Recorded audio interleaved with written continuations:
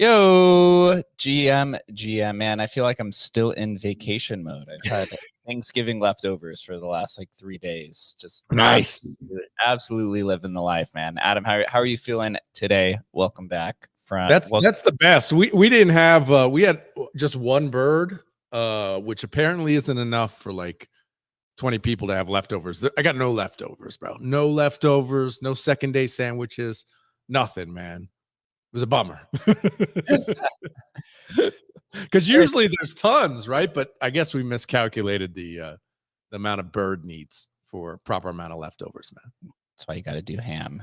Chris, GM, man, how was your Thanksgiving weekend? Yo, pretty good, pretty good. We had some turkey, some prime rib, kind of just a little assortment, ton of stuffing. A banger as usual, man. How about you guys? How about you, Jake? Yeah, it was good. Just hung out with some family, went over to some friends. I think I had like 3 different Thanksgivings. It feels weird because we didn't have a Thursday show, so it's been about 6 days since we've done this. We do have a new guest on. We're going to have a little bit of an open format discussion today. You know, regularly for those that are new to attending the show, we host a show Tuesday through Thursday, 11:30 a.m. Eastern time, generally about an hour to an hour and a half. Most of the time we have featured guests. Today, we're just going to catch up over the weekend, everything that happened with Blur Blend Blast and some of the other news and headlines. We do have Da Vinci Threads on the stage, man. First, pleasure to meet you. Big fan of your threads. The fact that you have been doing them pretty much every day is absolutely incredible, man. How's your weekend? Hey, non-stop work ethic. Happy to be here. Hope everyone can hear me okay. I do follow Adam's content. Great value add to the space. Yeah, we don't actually do Thanksgiving in the UK, so I just had a standard Sunday roast. We really do anything special. My whole timeline was filled with Thanksgiving tweets and shares and pictures, and I felt left out. But no, happy to be here. Obviously, I do the Library of Vinci, which is usually a thread a day on different topics within Web3, just to give newcomers and people interested in the space a breakdown as to what's happening. And yeah, very interested in sharing my thoughts on Blast. Blur obviously is taken center stage. And I think it probably is the precursor for a new meta here in Web3. Yeah, absolutely. We're going to dive into the Ponzi's because I know Adam just absolutely loves talking about Ponzi's. Although I don't know if it's exactly a Ponzi. I'm gonna play a little bit of the favorite today. We'll start with Blur, Blend, and Blast. The announcement happened, I believe, 6-7 days ago. Now at this point, we haven't been able to cover it yet. Blur, which has been the highly controversial NFT marketplace with farming, has been this kind of perpetual motion machine, upwards and downwards. I think a lot of speculators have blamed Blur to be the reason why their JPEG values have gone down. I tend to think a little bit more of it's just like an accelerant, and we're moving into kind of this new wave of gamification within the ecosystem. So for those that don't know, there's Blur, which is the marketplace. Blend is the borrowing and lending platform on Blur, and then Blast, which is the L2, which is created and co-founded by the Blur founder, Mr. Pac-Man himself. He's come out and attacked a little bit of FUD about it. But basically for Blast, what happened over the weekend with Blast, they had the announcement, and you could deposit ETH into this L2 protocol, which we'll get into kind of the background of it. And there you get a points multiple for a new token, which everyone is assuming is Blast. And I see there's already some meme coins that have already tried to front run that as well. But it got into a little bit of controversy, which we'll dive into here in a little bit in terms of kind of this gamification. Some people think it took it a little bit too far. And now I think Blast sits at like over 30-40 million TVL, probably much higher than that. I don't know, Adam, what are your thoughts on this? Have you been following it along? I know you don't tend to play in the kind of gamification world, but you do follow a lot of the kind of principles and things that happen within the space. Yeah, I think, first they did try to tie it to some external revenue source, right? I think that's That's maybe the differentiator here is that you're going to be earning rewards through, what is it, Lido or whatever the staking mechanism is. So in theory, that is a differentiator. Like, but what differentiates that from me just going and staking my ETH in a normal way? It seems like staking with more steps. Like, why would I do that? Correct me if I'm wrong, because this is me just reading tweets about it, right? So if I'm wrong at any point in here, please, I'm happy to be corrected by somebody who knows more than me. So I guess that is the differentiator, in that you are staking for something which has like a known reward mechanism, just by being a part of this ecosystem. I think it rightly got panned quite a bit, and that's why Paradigm came out with a kind of a statement saying, hey, they're taking money, but they haven't built it yet. We've seen this before. This has happened before, and good things don't always come out of this sort of situation. I guess Pac-Man in theory is more of a known entity, so people, obviously $500 million of money people have been willing to throw at him because they believe that he can build it, and I don't doubt that he can, right? Blur, for good or bad, was impactful. It basically destroyed OpenSea. So, take that for what it is. Do I love Blur? Do I think what Blur did was great for NFTs? No, but they took advantage of what was taking place in the space. They recognized it, whether it was mostly wash trading or whatever, but people were interested in that reward mechanism. And, has he done it again here? It's very possible he has. So here, let me throw you kind of this softball question. Do you think it's a negative? Do you think this is kind of a negative impact on the space of accepting tens of millions of dollars in TVL without even having built it? And also, Blast announced that they raised $20 million. So now they're pretty well capitalized. But do you think this sets a bad precedent for the space in terms of allocation towards things that have perceived rewards, although nothing has really been built? Whether it has a negative connotation doesn't really matter. What matters is he's actually really smart, and he realized that if he could grab attention, and if he could grab money on top of that, he'd be able to raise funds quickly and easily, and he did. I don't know how easy it was, but he did it. We know how difficult it is to raise money. I know how difficult it is to raise money. He's smart, dude. I just don't know how else to put it. Like he recognized that if I can get traction here, I can raise $20 million in a day, and he did. So do I think that's, shady or sketchy or whatever?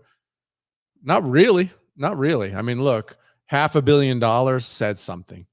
That many people were willing to basically send ETH to a multi-sig. Just tells you that people think this is one of the great builders in the space, and they're happy to throw money at him. Well, I guess ETH does have kind of a history over the last year of users just sending money to random wallets that are provided. I guess this one is a little bit. You think about, okay, Ben can get 7 million or 5 million, right?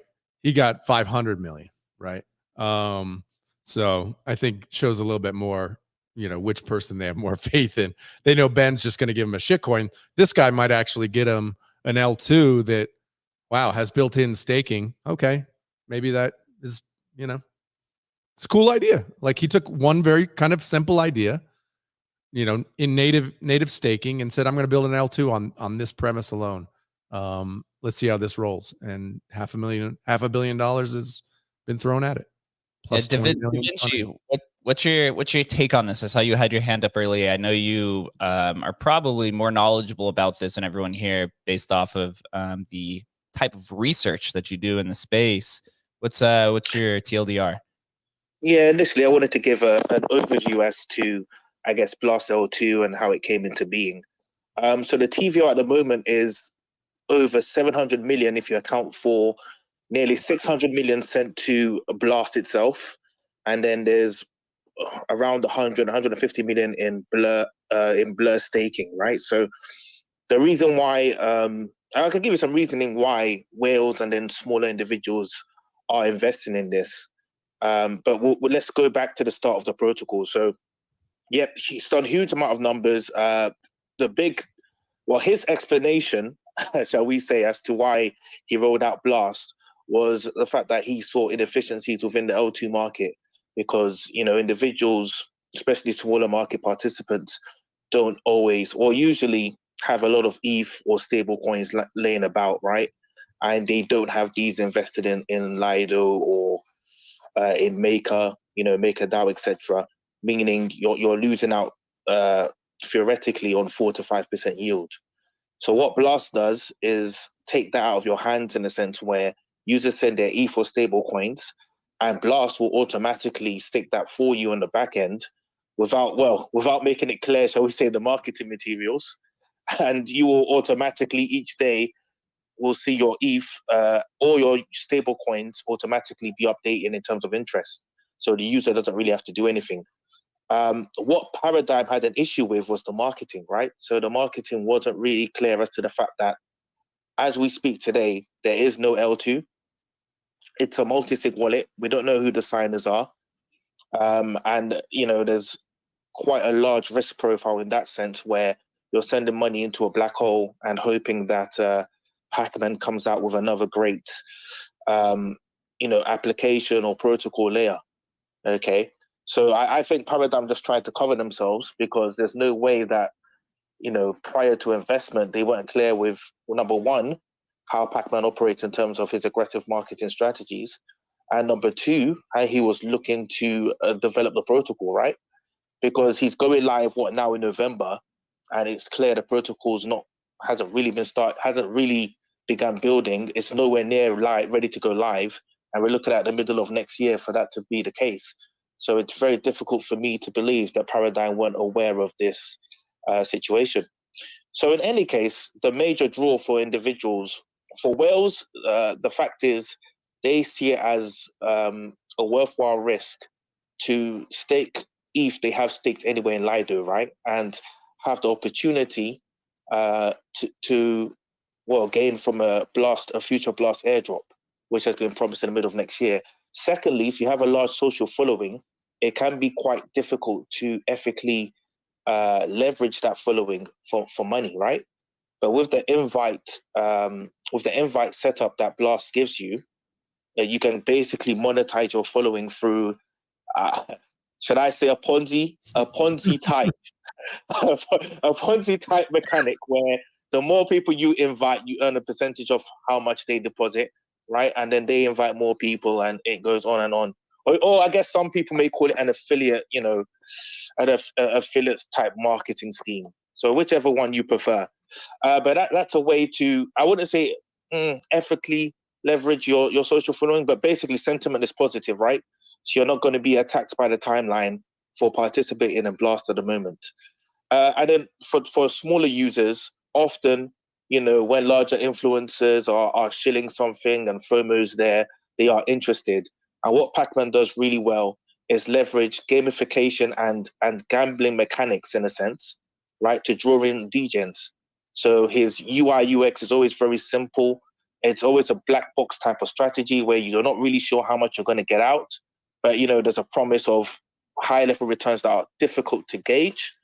And then he has the free roll stuff where you could get ×5, ×10, this lock protocol that he's incorporated where it's ×50, ×100%. So that has got all the degens interested. It's got the buying. And once he's got your money in that multi-sig, you can't get it out for 6 months. So is that really true? I heard 3 months. Is 6 months really true? Okay, that might be a little bit 4 or 5 months, a little bit hyperbolic. But Adam was right, Jake, you were right in the sense that, for investors, it seems like pretty much like a no-brainer. He has what is commonly viewed as a success in Blur.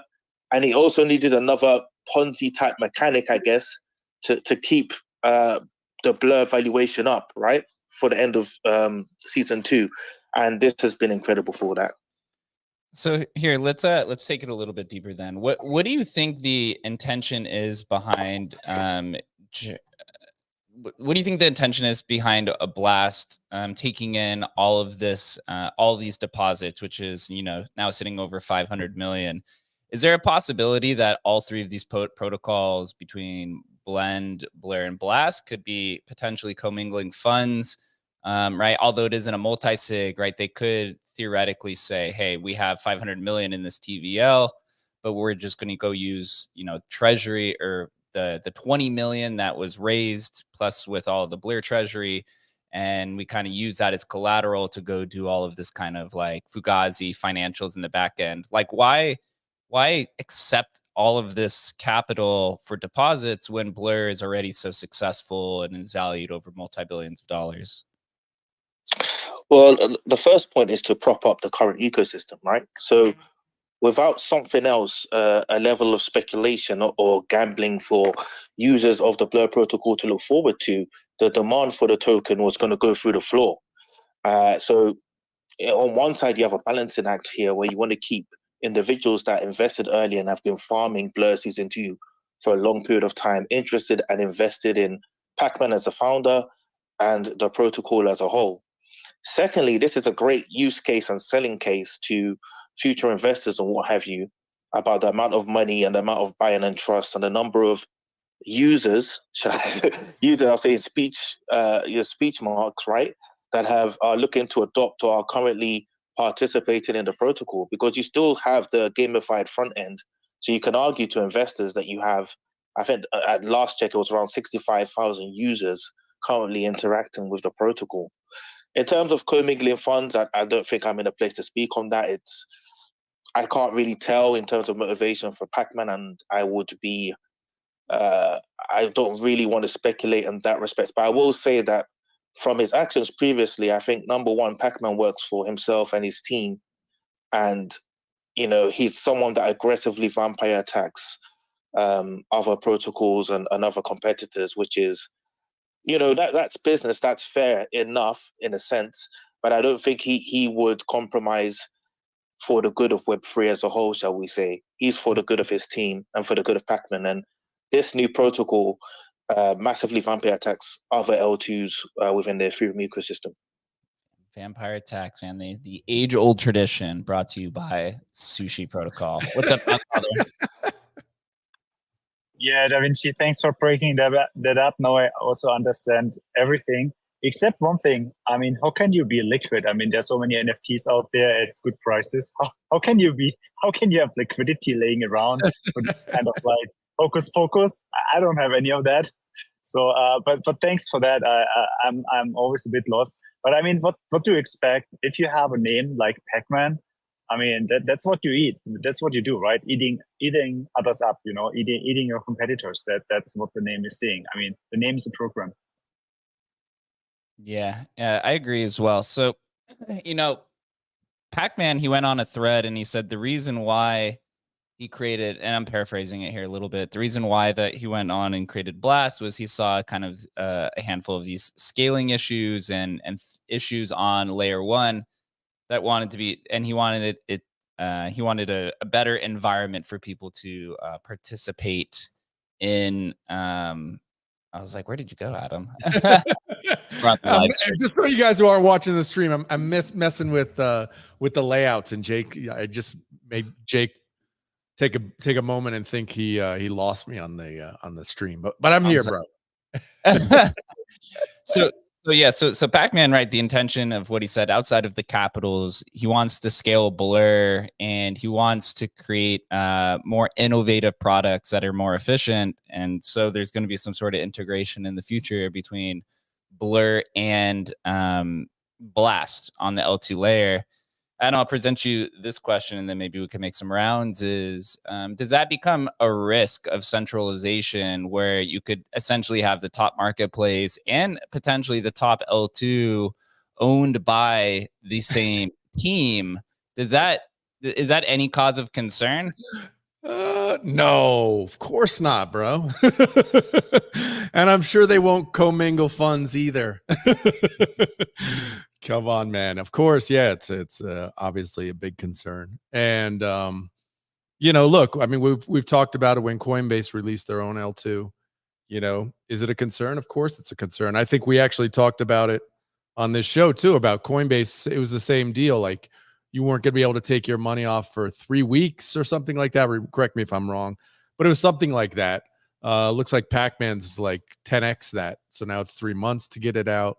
I just don't see, again, it's like, okay, I understand the idea to a degree, and I understand why he would do something like this. But again, he's taken a very relatively simple idea, which is staking, which you or I could go do now in 8 seconds, go stake our Ethereum. But instead, I'm going to put it to an L2 blockchain that just, so my ETH is automatically staked to make this a successful L2. My only question is this, a reasonable enough differentiator to make this worthwhile? Go ahead, Da Vinci. Yeah. So for me, the major issue is it's basically compounding risk. Well, there's two. There's three, probably three issues. Correct. If am I seeing this right, or am I missing something there?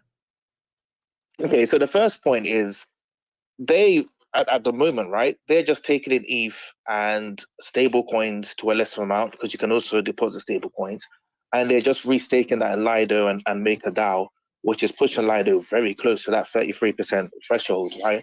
Which can compromise security, Ethereum security.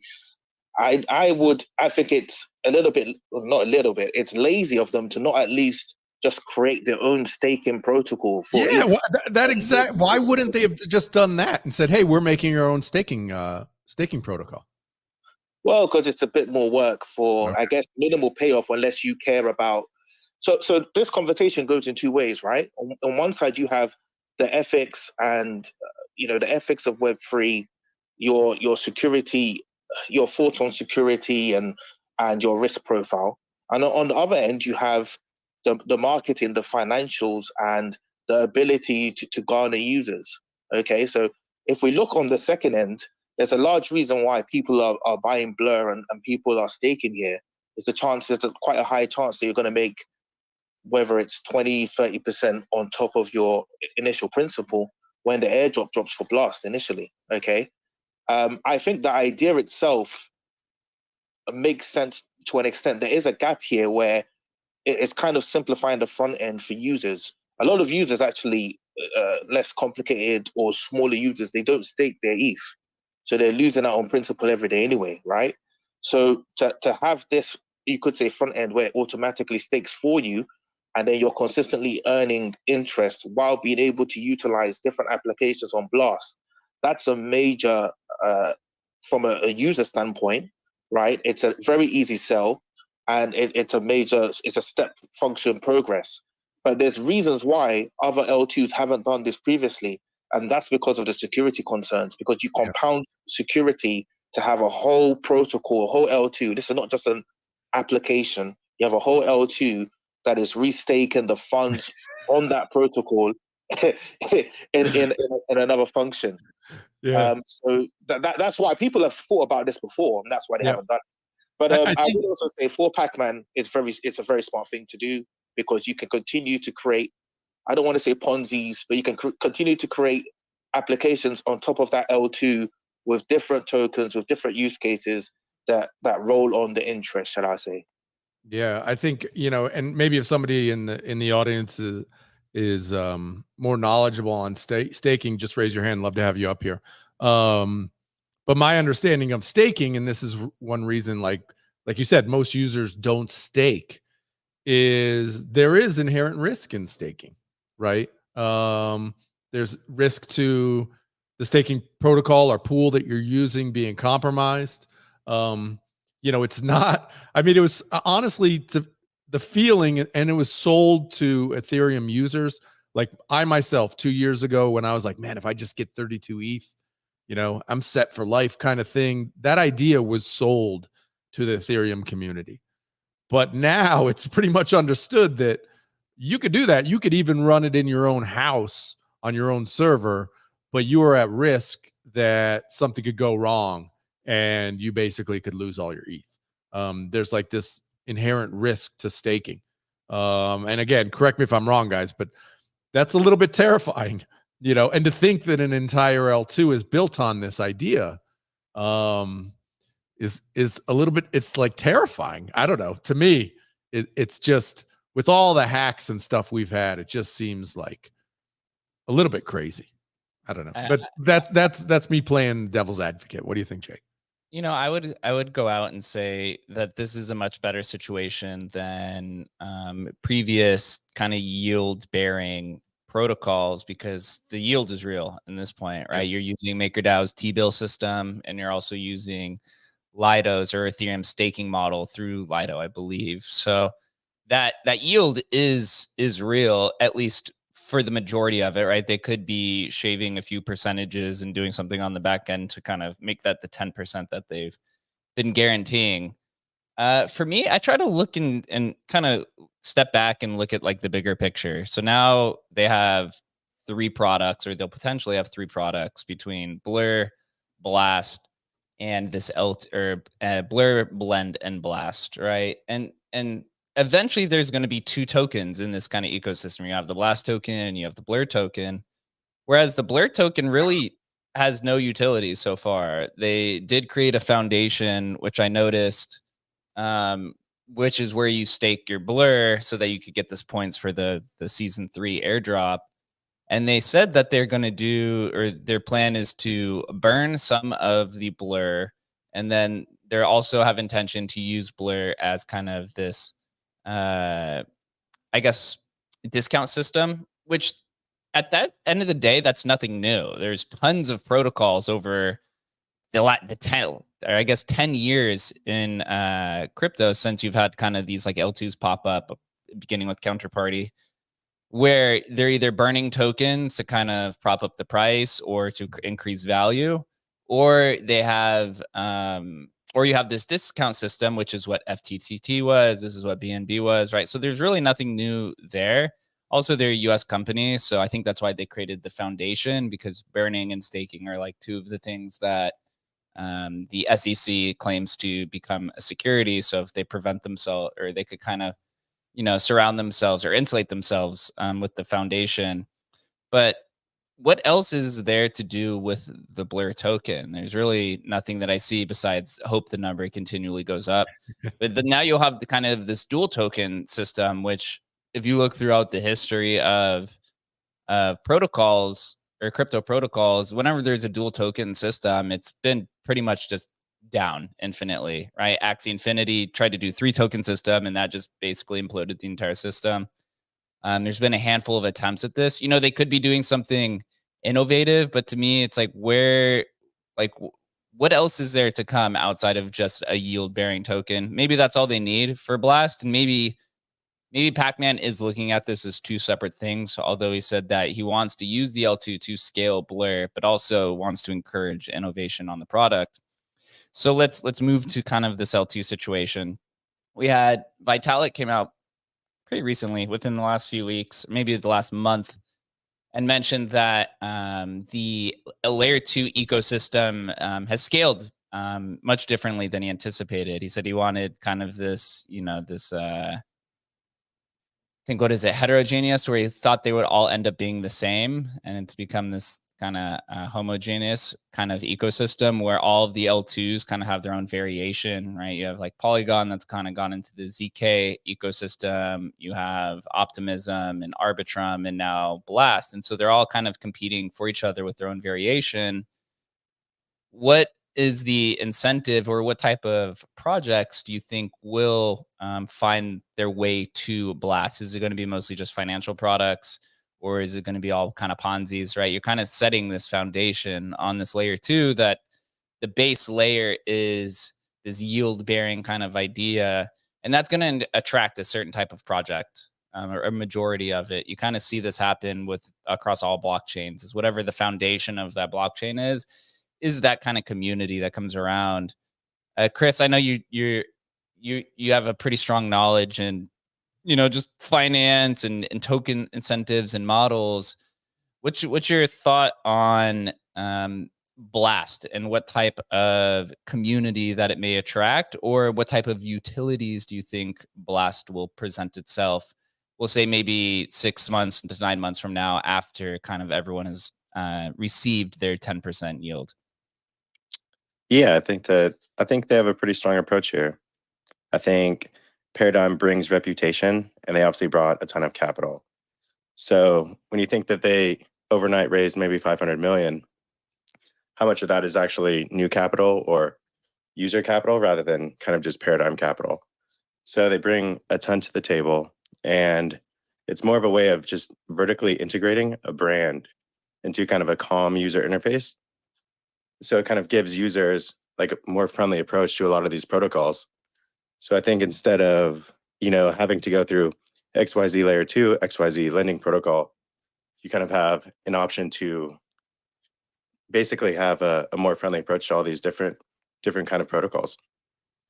Yeah, I guess when you kind of present it that way, it's kind of similar to what Coinbase is doing with Base, where they said that they kind of want to be the on-ramp to your kind of on-chain economy. So they're building all of these, centralized products that will eventually lead to all of the kind of equivalent of the on-chain products. But Chris, what do you think? What do you think happens over the next 9 months? Do you think Blur, or do you think Blast moves past this gamification kind of idea? Do you think Blast and Blur separate themselves, or is it just going to be this vertically integrated kind of product that attracts a lot of, I guess you would say, a lot of builders that are similar to what Blur offers? Yeah, I think that the gamification is kind of the brand. I think that that's kind of like crypto as where it's going. It was so hard to approach for so long. Everything was really clunky. Everything you had to hop over here, stake your funds over here for this liquid token, move it over here to this different protocol. And so to kind of repackage it in a way that makes sense to users in these kind of like fun, short, friendly user interfaces, Blur, Blast, Blend, everything kind of is a lot more approachable to the user. And so when you have users coming on board that can actually kind of navigate through these new types of systems, it makes it a lot easier for, kind of to meet the user where they are, which is something at Emblem we talk a lot about. So, once you get a lot of these users on board, then you can start building more fun products for them. And so it's kind of a different approach that a lot of these clunky L2s, everyone goes for these, scientific names or these crazy, really kind of brilliant kind of packaging. And I think Blur's taking more of a friendly approach. I think it'll probably work for them. It's funny, man. I'm almost talking myself into this, dude. As we're talking about it, I kind of think this is genius, man. Now that I'm like, I've heard differing opinions. I really almost think like this is actually a genius move, because if you solve the initial thing, which we talk about all the time, how do you get a revenue stream into a project, a continual revenue stream, right? And he solved that right from the start. So you have this continual revenue stream. So it already has a why. The why exists. We know that the rest of the crap, the friend text and the whatever, you can copy pasta those from any chain. So it doesn't even matter where the development comes from. You can rip it right onto your chain. And if it's the one with the most eyeballs, it's going to win the L2 war. I don't know. I'm suddenly bullish. Doesn't mean I'm going to put money in it, but I'm suddenly bullish. Yeah, Da Vinci, go ahead, man. Yeah, let's put security to the side. Let's assume security will work out and it'll be great. We go 9 to 12 months into the future, right? 50% of the airdrop has been promised to developers, and you're going to have developers chomping at the bit to get access to those users and that TVL, right? To create, I think we're going to see a lot around perps, a lot around RWE. You have to think that people are now getting native yield, and when you compound that, with perps or other application layer protocols, the amount you earn or the margin is further compounded. And it's a clear USP from any other L2 in the market at the moment. So that's going to have immediate demand. You can imagine if you had something like Blend, right? If that sat on top of Blast and your native yield is earning interest as well as the amount you earn when you lend out your ETH, so it compounds and it makes a major difference. I don't know how closely the Blur token and the Blast, or how closely Blur and Blast are going to interact. But what you will find, if this continues, is a swathe of L3 application layer, applications sitting on top of Blast with their own tokens and their own initiatives and incentives, and you probably be able to stake for that with Blast or Blur. which is going to continue.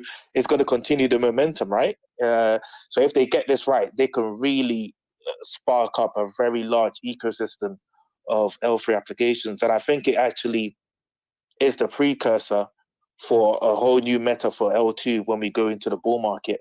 I think we're going to see people like Ape DAO with an ape chain, and we're going to see a number of different developers spin up L2s with similar methodologies, because number one, it makes sense. Why would I'm not sure what why Vitalik thought there would be homogeneous, I would say sameness or collation between different teams on L2s, because the incentive structure has always been to spin up your own protocol with its own native token, right? So that alone kind of gives the impetus for new developers to come in. And if it's not an L3 app chain and you want to do an L2, it's unlikely you're going to look at ARB and say, oh, ARB have done it perfectly anyway, so I'm not going to give it a go. Where you can earn 100, 200, 500, $1 billion spinning up your own protocol. Can you give us a breakdown of how the rewards are like? Has he come out and said how the rewards are going to be paid out? Is it paid out all in a native token, or how it actually works? So it's the standard is paid out in native. So let's say I'm staking ETH. In the future, when this L2 is built and it's running, I've staked ETH, I've staked USD or whatever stable coin, and automatically daily you see the increase in your ETH or said stable coin due to the backend staking on Lido and Maker. Then on top of that, you're going to get a black box airdrop of Blast. We don't know how much Blast is going to be worth. Obviously, that depends on the secondary market and the demand. But looking at the TVR at the moment, you could estimate something between a 5 and 10 billion float initially, just looking at the TVO that's locked up today. Do you think this kind of abstraction then in this theory where protocols are just going to create their own L2, does this put Ethereum in a good position or a worse position as liquidity then kind of migrates to these siloed L2s, which are kind of owned and operated by these protocols? Or do you think that creates a better experience overall, Da Vinci? What are your thoughts on that? So as Chris said, right, one of the things that Pacman does really well is the UI UX for the front end that appeals to degens and also casual users of crypto and Web3. It's easy to understand. It has the gamification / gambling elements to it, and that draws you in, right? And a number of these L2s haven't got great or simplified front ends. So I forgot the rest of the question there, Jake. Can you repeat that? Yeah, just because in the scenario that you set up, you're all good. The scenario that you set up where some other suitors in the bull market then follow Blast and create theirs. Yeah. Well, competition is usually a good thing, right? Strongest survives. What will happen is you have a swathe of different protocols. Some fall off, some pick up speed, and the users choose what's best. Where the worry comes in is if everyone takes a lazier approach, if they take the Blast approach, but they copy it fundamentally as in a laser approach where everyone just stakes to Lido, then you have an issue, right? Because then it's going to shoot over that 33% threshold and you have an issue right there. But if people even, just copy Lido and spin up, a similar protocol to staking, then I think that's okay from that perspective. And then there's the whole conversation about the multi-sig, which,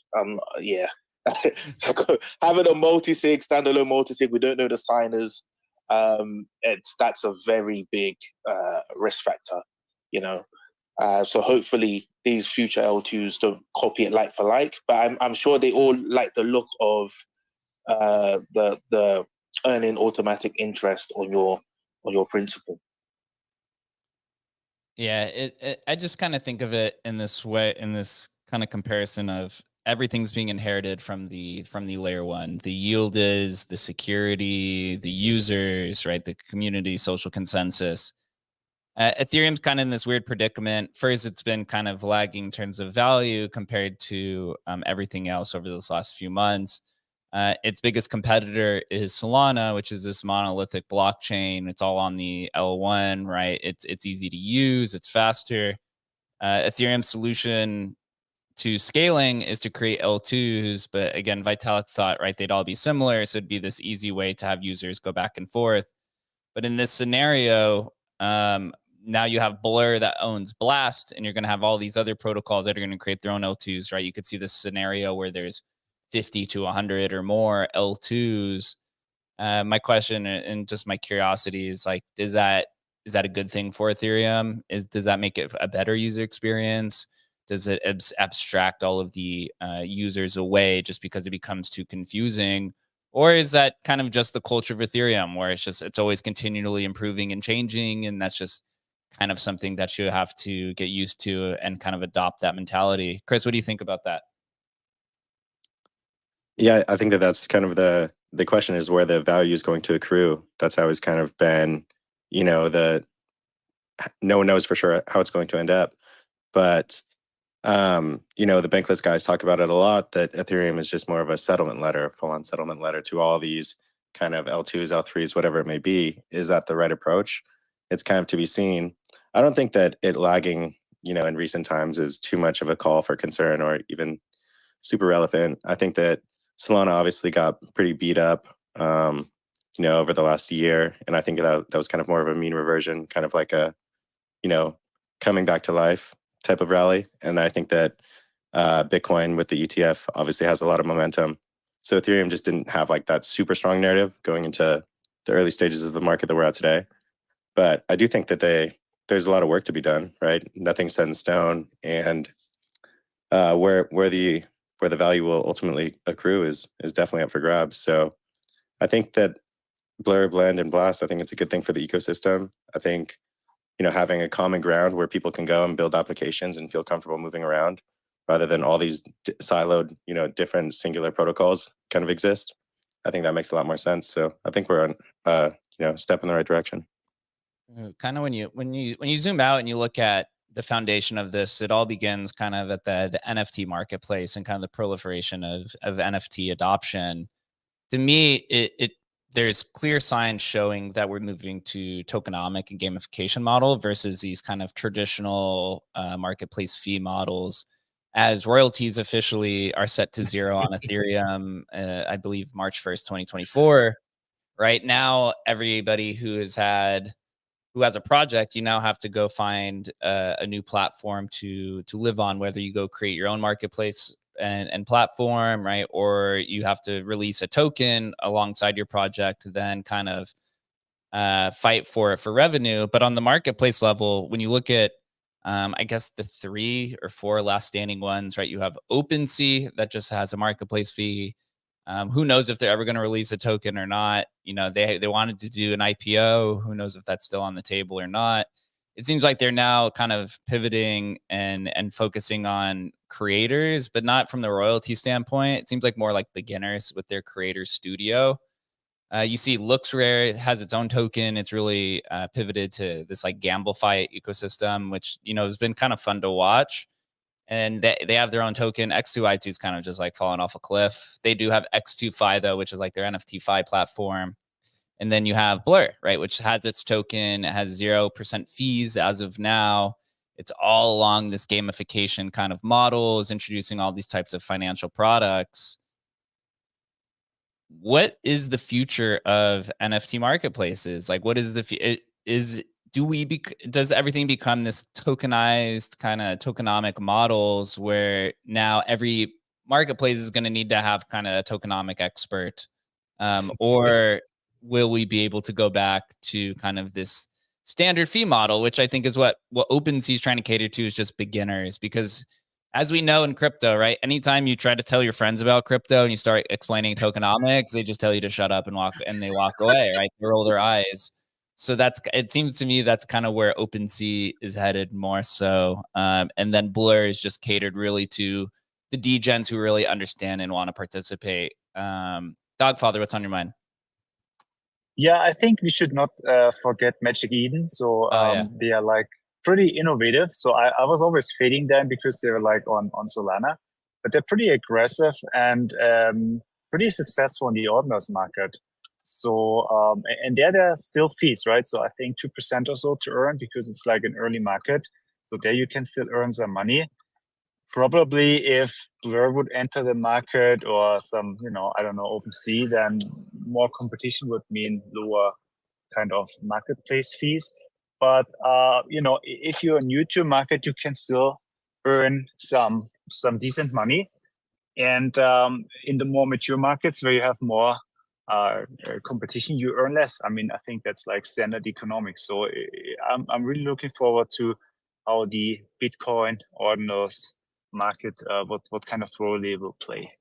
Yeah, I forgot about Magic Eden's launching that royalty enforced marketplace with Yuga Labs. That'll be kind of interesting to see how they prevent that, or how they include that. But Magic Eden, just to kind of focus on them, they have really taken this kind of multi-chain approach, and they do seem to be dominating it out of all of the other marketplaces. They just released their own multi-chain wallet, which I believe is in beta. They've improved their front end. They've really gone hard into ordinals. Right. So I guess that is kind of the four leading marketplaces. Magic Eden doesn't have a token. Who knows if they ever will? Right. I guess. Yeah. My question is just like, are places like Magic Eden, OpenSea, are they going to be forced to launch a token because they have no other way to compete? Adam, what do you think? Well, I think at the end of the day, like the majority of the world doesn't want to work on gamification, but crypto certainly wants to work on gamification, right? And we are in the gamification stage of crypto. And I'm hoping, but it might be 20 years before we get to this kind of like crypto's this base layer of the way the digital world functions. But right now, gamification and your ability to attract eyeballs through gamification is a big deal. And it is like, it's impossible to ignore. If you can't get that right, you are going to have a very difficult time trying to attract eyeballs, because at the end of the day, this is about a money-making industry. People want to make money. They come into crypto to make money, fast money. They think they can get rich. People could see, some 15-year-old kid made $1 million last bull run. They're like, why can't I make $1 million? And no matter how many times you tell them, well, look, dude, that was 1 in a million. You might as well go buy a scratch-off ticket. They still don't believe you because that 15-year-old did it. So I'm going to do it this time. This is my time now. Good luck. Like maybe it's going to have some of you will, probably some of you in this, space right now will become millionaires over the next 2 years. It's possible. I hope we all do. But at the end of the day, that is a gambling mechanism that we're working with there. And most of the world doesn't want to live in a gamified gambling world. Right. But for right now, this works. And I think OpenSea ignored that to its own detriment. And now OpenSea is basically a shell of a company. If they can survive long enough to get to that next stage of crypto, maybe. I hope they socked away a lot of money. Really what they should do is they should fucking hire Pac-Man, get him on there. Like he should be their CEO and let's roll, man. That's the way they should do it. I mean, who's up for OpenSea run by Pac-Man, bro? That would be the OpenSea I could get behind, man. I'd be fired up for that. I'm actually not as much on the train of OpenSea's dead. I think they've basically put their foot in the sand and said, this is the direction we're going. We're catering to beginners. That's how we want to do it. And, if we do believe in this world where NFTs are going to proliferate the internet and be adopted by everybody, whether it's for tickets or trading JPEGs or metaverse land or whatever the case is, it seems like OpenSea is just going to go for those who just want an easy interface. They don't want to play with tokenomics. They want to just learn, right? And that's kind of the same exact thing Coinbase does as well for cryptocurrencies. If you're new to it, you whenever your friends come, whenever you're talking to your friends about cryptocurrency, generally, at least if you're in the US, you recommend Coinbase because it's the most simple user interface. You're not going to tell them to go on to Binance or to go on to KuCoin or anything, right? Because it's just going to turn them off. It's probably the same situation here. Whenever my friends talk to me about OpenSea or talk to me about NFTs, I give them OpenSea. I don't tell them to go to Blur. I don't tell them to go to LooksRare or Magic Eden. It's just way too freaking confusing. So I do think OpenSea on this tangent is going to survive. I think they will have like their revitalization. It's just right now in the bear market or the early signs of a bull market, the only people left are degens, right? Yeah, I don't disagree with what you're saying. I agree with you on a lot of what you're saying. The only thing is that most people in the world aren't going to pay $30 for a gas transaction to buy an NFT, right? They want to have NFTs that are basically, a quarter or a nickel or whatever, or just, something fun and easy. And so maybe that's why a lot of people are kind of looking at Solana being like, hey, this is where the action really is. So the debate maybe is it going to be on Solana or is it going to be on one of these L2s? Like maybe that's the debate we should be having for the next bull cycle. Like where's most of this going to take place? And my gut would say they would just go on an L1. They would go on Solana. But I'd love to hear other people's, views on, how I might be wrong there. Oh, Chris and I we've been talking about Solana for a while. He's probably the biggest Solana bull here. Chris, what's your thoughts on, you even mentioned earlier that Ethereum is going to be more of a settlement layer, and then Solana will probably be more of a transactional layer. In terms of just NFT marketplaces, or I guess the entrance of NFTs for beginners, do you think Solana is that medium? Yeah, I think been a Solana maxi for kind of a while, not because of anything that I believe in, just that it's the easiest to use, it's the easiest to onboard, it has the best user experience, something that customers are used to, which is like instant settlement, actual instant finality. When you send coins directly to one wallet to the other one, they're there 10 seconds later, with like zero latency. So I think that and with little fees, right? That's kind of super important. So digital products, for the most part, should be extremely cheap. You can replicate them to infinity. That's kind of the 100x improvement that the digital world has over the physical world. And so do I think that Solana is great at that? Yeah, 100%. And do I think that Ethereum will be more for high-end collectibles? Of course, for sure. Same with Bitcoin. I think that makes a lot more sense. But if you want to move fast and kind of try a lot of new things and replicate a million of a particular image that you can own individually for certainty, I think that that's much better done on something like Solana. I don't think that people are going to jump through 10 different L2s just to have the same experience when they can just go to a singular layer one. It just kind of, first principles, it makes the most sense. And so I think that is kind of continuing to play out. And I think that it's probably going to kind of accelerate from this point on. Why doesn't Solana have something like Blur? Or maybe it does. Blur's been around for about sure. a year. What is on Solana, and does it have any type of adoption? Yeah, actually, like Magic Eden isn't the biggest NFT marketplace on Solana anymore. It's a marketplace called Tensor. So it has a similar UI to Blur. Token coming somewhat soon. I'm also super pro token. I think that tokens are kind of one of the value propositions that we have to kind of incentivize behavior in crypto, for group coordination. So I don't really see why you would be in crypto and not be willing to launch a token. That kind of has never really made sense to me. When you can kind of align incentives with your users through the format of a token, I think that that's kind of one of the power points of crypto. So I don't really get why OpenSea or something would be resistant to that. It would just be kind of a digital version, or a modern day version of a rewards program. And so do a lot of these Web2 businesses that have rewards programs, is it a larger hurdle to get involved, or is it a little bit more scary on the outside? I don't really think so. So I don't know why a lot of these companies would be resistant to a token. That's kind of never made sense to me. Yeah, I guess maybe just the regulatory concerns is just the toughest hurdle, especially when you're US, is where you see all these like foundations kind of pop up.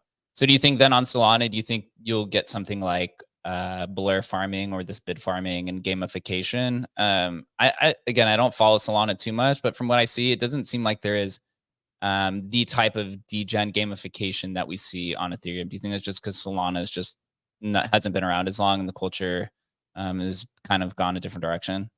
I think it's there. I think that the asset prices are a little bit less, but I mean, you still have liquidity pools, you have NFT AMMs. Tensor is pretty much the same thing as Blur. So you have farming points, same deal. They have NFTs that you can kind of rack up for like automated farming. It's pretty much the exact same thing. A lot of the narratives that you're seeing play out on Solana, it's kind of easy to follow because they've all played out on Ethereum. So, you have kind of meme tokens kind of taking over. You have dog tokens taking over. You kind of have all of these different kind of aspects that happened in Ethereum. You have ENS, and then you have Solana naming service. So you have all of these same narratives that are just replaying in Solana in a like kind of a slower motion because it's in earlier stages. So I don't know, like Jake, you've been around for a long time. Adam, you've been around for a long time. So you've seen these narratives play out like in real time. And then now you can go to a different ecosystem and watch it play out again in the same way. Maybe a little bit different of things just because the barrier of entry is a little bit lower and the cost to actually play is a lot lower. Something that I kind of compare it to is maybe a casino. A lot of these, Adam kind of brought it up that a lot of this is just speculation in general. So similar to a casino, you have a high limit room, and then you have the general casino floor where, your take is a lot lower, your minimum bet is a lot lower. And so most people in the world, they're looking for a lower minimum bet. They're not playing high stakes. They want low barrier of entry with maybe a high maximum reward.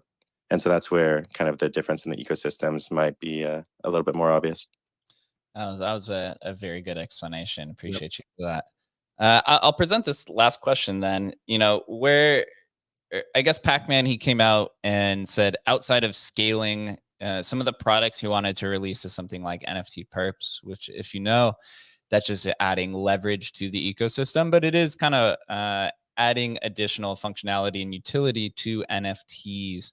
So on things like Blast, I kind of predict you'll see a lot of NFT financialized products begin to pop up there of NFT perps and options and all of these other things.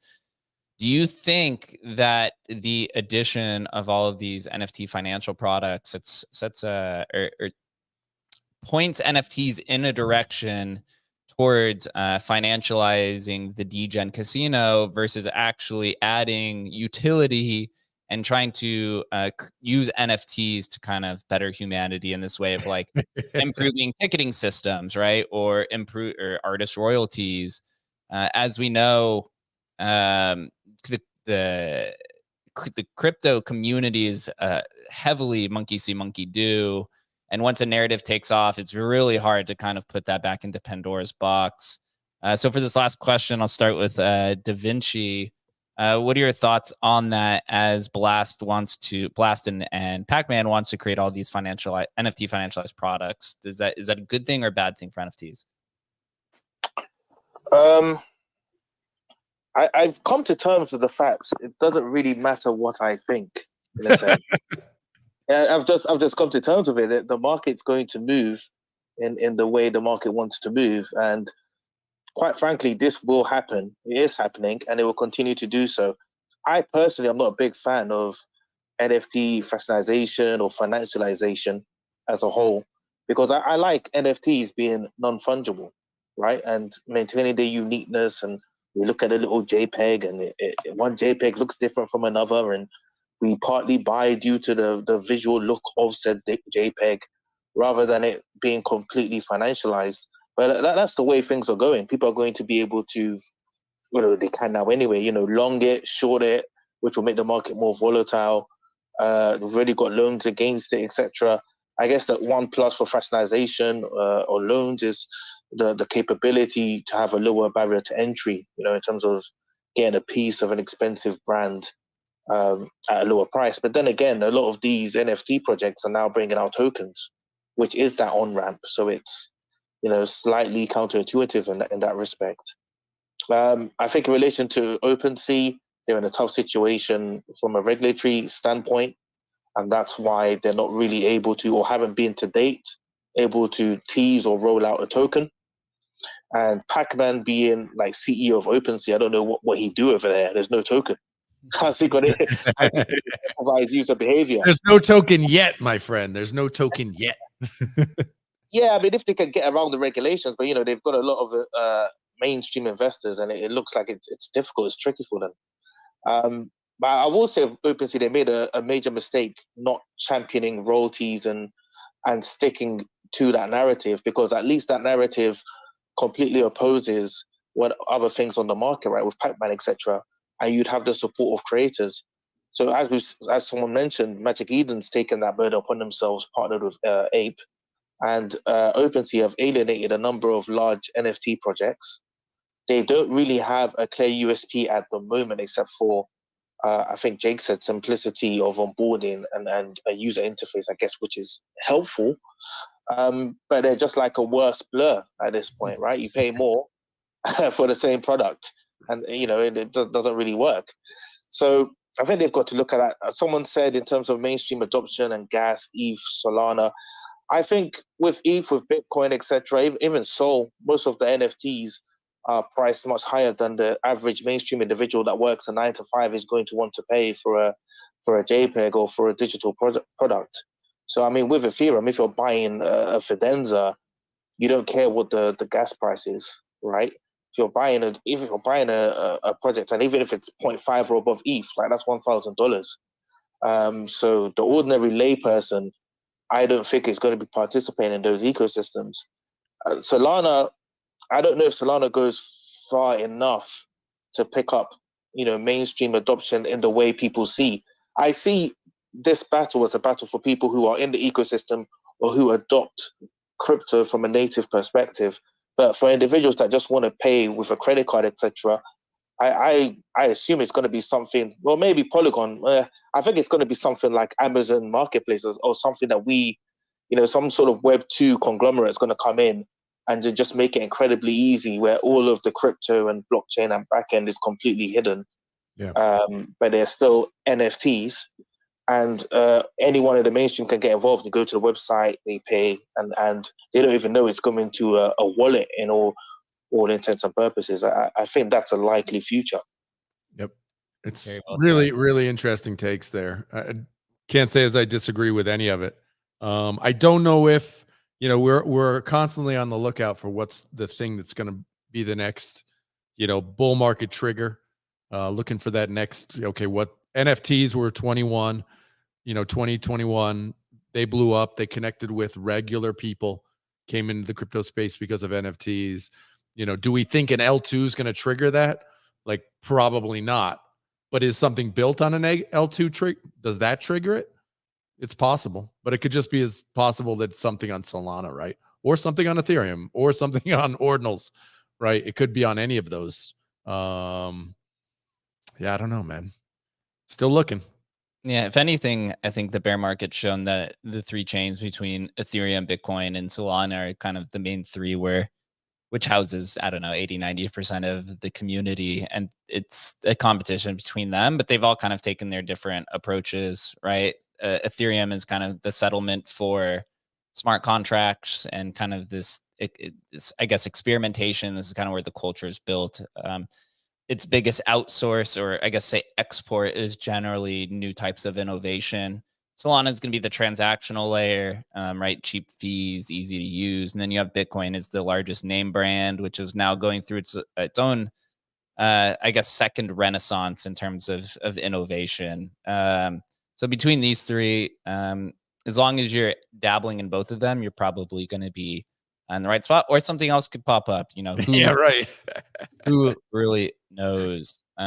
Chris, we'll end with you. One final take. What do you think about the financialization of NFTs and then these financial products that are eventually going to come to market, like NFT perps? I know there's some, but when it's mainstream adoption, bullish or bearish for the future of NFTs?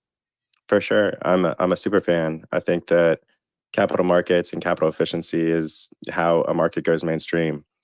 I mean, it's obviously levels of degeneracy and how far you want to take it, but it's completely necessary to add liquidity to assets that you own. Something that's very simple to understand as a leveraged product is the 30-year mortgage. That was one of the biggest advancements in human advancements in the entire world. That's a 5-to-1 leverage on your home that brought home ownership available to mass market. So leverage isn't always bad. It's not always a degenerate tactic. Yeah, you can get carried away for sure, but when you have these assets, that you want to move, or maybe you just are in a liquidity crunch and you need to borrow against one of your assets, having a lending platform or a lending market is completely crucial. So that's how you grow a market.